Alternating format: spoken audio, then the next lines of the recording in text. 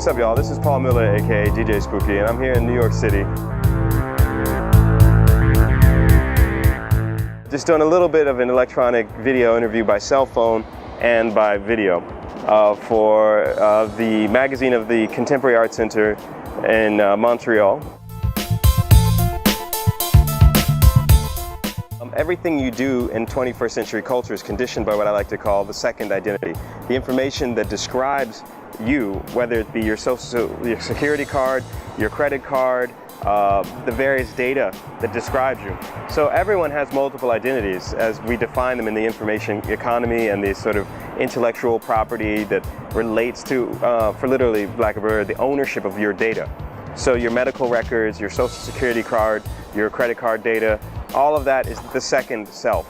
So for me, when I talk about the idea in my book, Sound Unbound, and in Rhythm Science, of sound as a kind of an elusive quality that relates to these kinds of very intangible material that guides and defines identity. You gotta remember, African American culture has always been about multiple identities, and that's translated directly into electronic music. So you'll see people like Kool Keith, aka Dr. Octagon, aka all sorts of stuff. Or you'll see the average person online comes up with almost 7 or 8 email interfaces for their, various exchanges and so on. So those multiple repositories of identity, it's a straight up hip hop take on the idea of fragmentation. And that's what sampling is about as well. You're playing with the information that describes your own memory, the information that describes the way you relate to your own archive. But the archive is literally the data that defines yourself. Let me show you guys one thing really quick. What do you think the difference between this, and this is? These are 4 radically different media. One is a record, very 20th century. The other is a book, very, the last several centuries. And the other is an audio book that's a CD and, text. And the other one's a DVD. So each of these are projects that I've worked on, except for this one, but I've remixed it.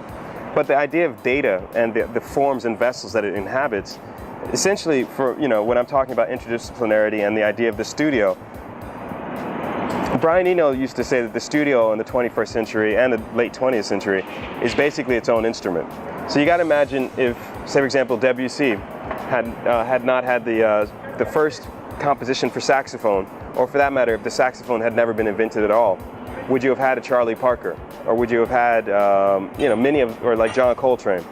So all of the advances in technology that, music responds to, literally the tools shape the form of the music. So the guitar is an inheritance of a whole series of, instruments for several centuries of Muslim culture, for example. Or the video camera and the way that we're using this for YouTube, or for that matter, all of the things that we think about when you look at collage and when you think about the creative process that go into contemporary art, the connecting dots, so to speak, it's all software. So when I talk about interdisciplinarity, I'm trying to, kind of look at music and art as inhabiting the space of the blur between technology and, the tools that we use and the tools that essentially then reshape us. We build buildings, we build various devices, and then we inhabit those spaces. The same thing happens with tools. Like technology is simply a hardware versus software versus wetware interface issue. So whatever I try and kind of think about in terms of my writing and my art is always a kind of an interrogation of how technology informs the creative practice. So, say for example, when you get a whole sense of like collage, what ends up happening is you're just saying it's your archive, your record collection. And you gotta remember, it's 2010. So it's the 20th anniversary of Photoshop, which is one of my favorite softwares. But Photoshop vocabulary, being able to think about cut and paste as a basic way of practice, it's applied to film, it's applied to music, it's applied to DNA, you name it. All of these are just, things that are part and parcel of the everyday modern 21st century info landscape. So as a composer, as an artist, as a writer, I really don't see them as being separate. And one of my biggest influences, people like Andy Warhol, but also other artists like Marcel Duchamp, David Hammonds, and above all, composers like John Cage and Eric Satie. But if you update and fast forward, you can think of people like Hendrix or the Beatles with the way they use the studio, or even other people like Danger Mouse. This is all just part of the folk culture of the 21st century. So here we are in the urban landscape. The social process is what makes this all vibrant. Premeditated invasion. I mean, when you look at artists and writers and musicians and theoreticians, I'll give you a couple people who I think are incredibly important right now for getting out of the box of the 20th century's top-down for lack of a better, monopoly culture. So you have Lawrence Lessig and this whole idea of Creative Commons. You have a writer like David Shields with his book Reality Hunger. You have artists like, say for example, Hassan Elahi, who's a surveillance artist who's been using digital media to actually define the surveillance data that's used to track him into an art form. But for me as an artist, using the iPhone as a mobile studio, a mobile platform, it's just completely freed up my whole archive and made it become virtual. I upload files as necessary, download them wherever I am on the planet, and basically can rock parties using my phone anywhere, anytime.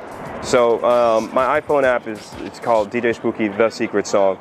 And what we're trying to do right now is update it for the iPad and get into it from the whole viewpoint of portability and robust computational materials being applied to the DJ mix. So it integrates your iTunes library and above all does beat matching and things that you can easily integrate and then send out mixes to your friends and so on. May the gods have mercy on your soul.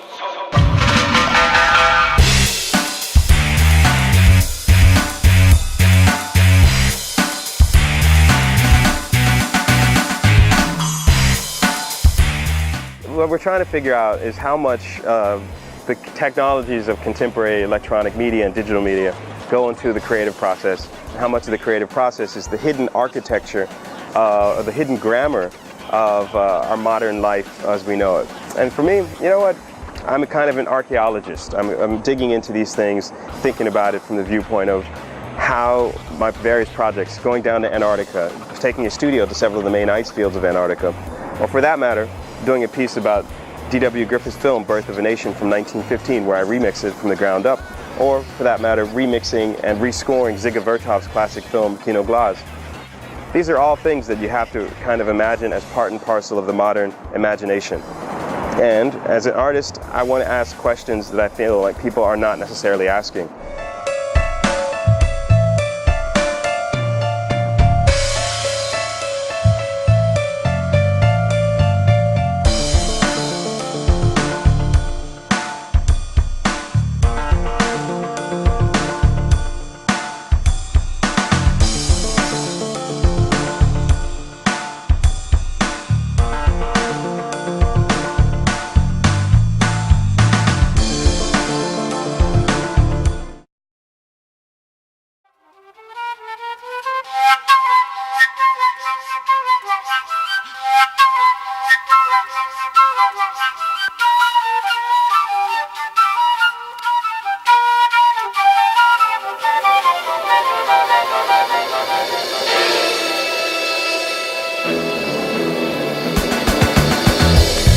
The entire globe, even as it trembles in passion with the birth of new nations and shrinks in the hand of a dispassionate science,